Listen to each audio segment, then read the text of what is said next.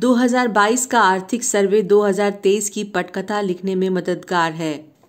Producer और director के आर्थिक सर्वे के आधार पर ही स्टार बजट तैयार होता है। निर्मला सीतारमण ने सदन में पेपरलेस आर्थिक सर्वे पेश किया। सर्वे ये बताता है कि अगले साल सकल घरेलू उत्पाद में 9.2% विकास दर का लक्ष्य नहीं रखा जा सकेगा, बल्कि ये 8% से लेकर के 8.5% तक रहेगा। इसे वास्तविक अनुमान कहा जा सकता है और ये IMF के अनुमान से कम है। ये बोरिंग सर्वे है और महामारी से निजात पाने की कोशिश में है। आर्थिक सर्वे बताता है कि पिछले पूरे साल में कीमतें बहुत असर करती रही हैं। मुद्रास्फीति खुदरा बाजार में 5.6% रहा।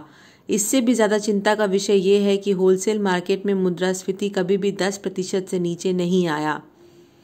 ये आयात या इंपोर्ट की गई महंगाई बताई जाती है, जो कि कच्चा तेल, कोयला और सोना ज़्यादा कीमत पर इंपोर्ट किए जाने की वजह से है।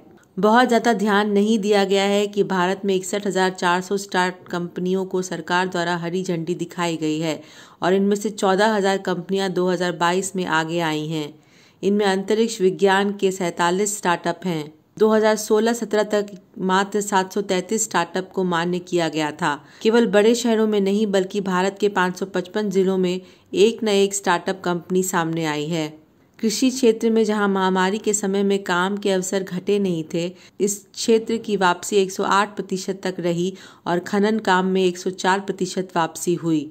मैन्युफैक्चरिंग यानी विनिर्माण के क्षेत्र में भी 104% वापसी हुई। कंस्ट्रक्शन यानी भवन निर्माण आदि पुराने स्तर पर बना रहा।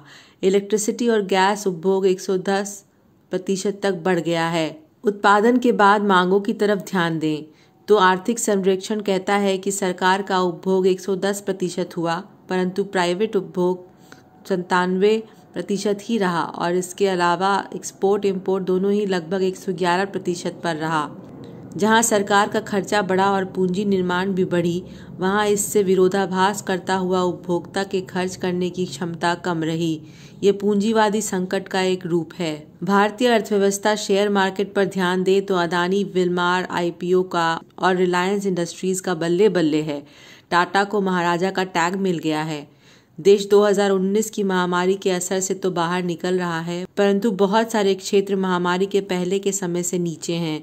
समता का वातावरण और कमजोर पड़ा है। गैर बराबरी इसके साथ ही बढ़ रही है।